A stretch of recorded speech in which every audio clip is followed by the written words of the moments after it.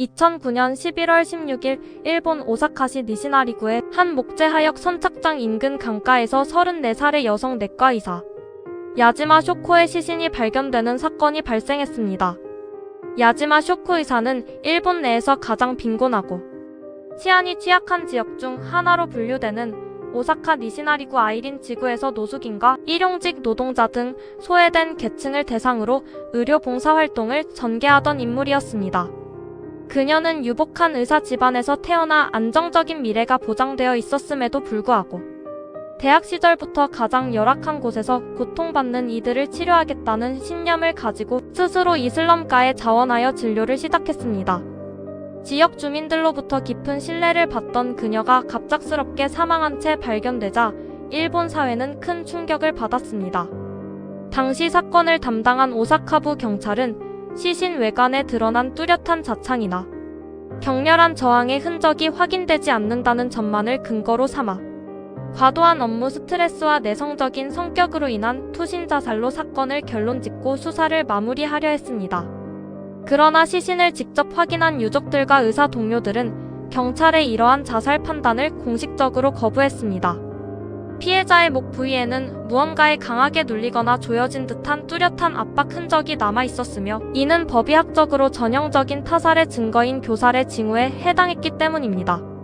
또한 야지마 쇼코 의사가 실종되기 직전까지 작성했던 진료 기록부와 개인 수첩에는 자살을 암시하는 어떠한 징후나 심리적 불안 상태도 기록되어 있지 않았습니다. 오히려 그녀의 수첩에는 다가오는 주간의 상세한 진료 스케줄과 노숙인들을 위한 장기적인 의료 지원 체계 구축 방안, 새로운 약품 조달 계획 등 향후 활동에 대한 계획들만 명시되어 있었습니다.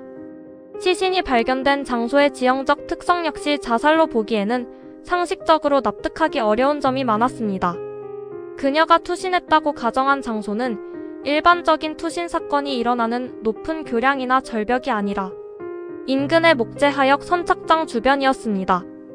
해당 수역의 물의 흐름과 조류의 방향을 분석해 보았을 때 그녀가 그 장소에서 스스로 뛰어내려 익사했다고 보기는 어려웠으며 오히려 다른 장소에서 타인에 의해 살해된 이후의 인적 드문 강가에 유기되었을 가능성이 높다는 분석이 지배적이었습니다.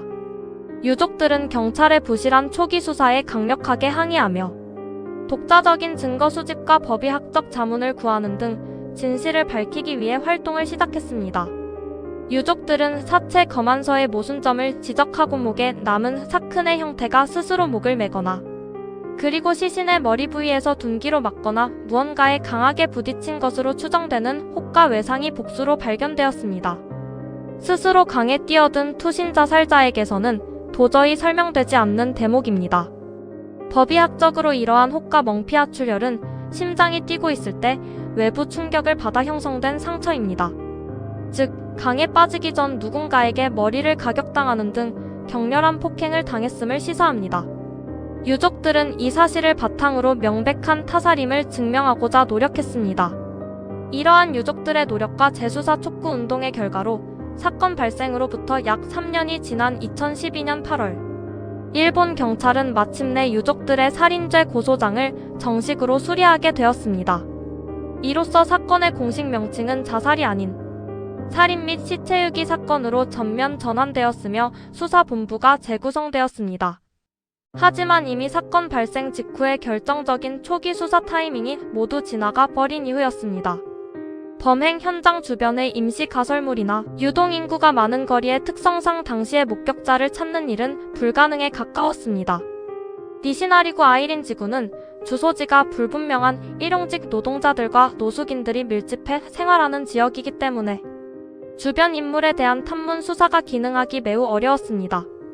또한 사건 당시 주변 도로와 건물에 설치되어 있던 감시 카메라의 영상 자료들은 이미 보존 기한이 지나 모두 삭제되거나 덮어쓰기 되어 범인의 이동 동선조차 파악할 수 없는 상황이었습니다. 뒤늦게 경찰이 현장 주변에 정보 제보를 요청하는 현수막을 걸고 수만 장의 전단을 배포하며 수사를 전개했으나 범인의 정체를 밝혀낼 수 있는 직접적인 단서는 확보하지 못했습니다. 일각에서는 야지마 쇼코 의사가 지역 내에서 암약하던 불법 범죄 조직이나 노숙인들을 상대로 부당한 이득을 취하던 취약계층 착취 세력의 비리를 알게 되어 입막음 조치로 살해당한 것이 아니냐는 의혹을 제기해왔습니다. 실제로 그녀는 사망하기 전 일부 노동자들의 부당한 처우 개선을 위해 목소리를 내고 있었으며 이 과정에서 정체불명의 인물들로부터 몇 차례 경고성 협박을 받았다는 주변의 증언도 존재했습니다. 가장 취약한 이들을 보호하기 위해 자신의 안락한 삶을 포기하고 슬럼가로 들어갔던 의사의 삶이 이토록 의문스러운 죽음으로 마감되었음에도 진실은 여전히 밝혀지지 않았습니다. 유족들은 매년 그녀의 기일인 11월 중순이 되면 오사카 니시나리구의 가마가사키 삼각공원과 시신 발견 현장을 방문하여 추모 집회를 열고 지나가는 행인들에게 사건의 진상 규명을 요구하는 유인물을 나누어주고 있습니다. 쇼코 의사의 친동생을 비롯한 가족들은 오랜 세월이 흘렀음에도 누나이자 딸의 죽음을 결코 잊지 않고 사회적 관심을 유지하기 위해 끊임없이 활동하고 있습니다. 이 사건은 일본 사회가 외부로 드러내기를 꺼려하는 가장 어두운 단면인 니시나리구의 열악한 치안 실태와 행정 및 사법 권력의 소외계층에 대한 무관심을 여실히 보여주는 상징적인 미제 사건으로 남아있습니다. 경찰의 안일한 자살 단정과 이로 인한 초기 부실 수사가 결과적으로 연쇄적인 수사 실패를 낳았고 명백한 타살 징후가 존재했음에도 진실을 매장해 버리는 결과를 초래했다는 비판을 면하기 어렵습니다. 오사카 니시나리 여의사 의문사 사건은 발생한 지 오랜 세월이 흐른 지금까지도 단 한 명의 용의자조차 특정하지 못한 채 영구미제 사건으로 남아있으며 차가운 강물 속에서 생을 마감해야 했던 의사의 사건은 아직도 진실의 빛을 보지 못하고 수많은 의문점만을 남긴 채 기록으로 존재하고 있습니다. 야지마 쇼코 의사가 남긴 희생 정신과 헌신적인 삶의 궤적은 그녀를 기억하는 많은 노동자들과 시민들의 마음속에 각인되어 있으며 유족들의 호소와 진상규명을 향한 움직임은 지금 이 순간에도 범죄의 사실을 밝히는 활동이 되어 이어지고 있습니다. 결국 이 사건의 해결은 단순히 과거의 미제 사건 하나를 처리하는 의미를 넘어 사회적 정의를 바로 세우고 목숨을 잃은 한 인간의 존엄성을 회복시키는 길일 것입니다. 정확한 사실관계만을 바탕으로 구성된 이 사건의 전말은 초기 수사의 왜곡이 어떻게 한 가정과 사회에 치유될 수 없는 깊은 상처와 고통을 남기는지 극명하게 보여주는 사례로 기록되어 있으며 공소시효와 상관없이 진실을 향한 추적은 계속되어야 합니다. 오늘날까지도 많은 이들이 오사카의 가장 깊은 소외지에서 활동했던 야지마 쇼코 의사의 죽음을 기억하며 그녀가 마주해야 했던 운명과 그 뒤에 가려진 실체적 진실이 언젠가는 세상 밖으로 드러나기를 바라고 있습니다.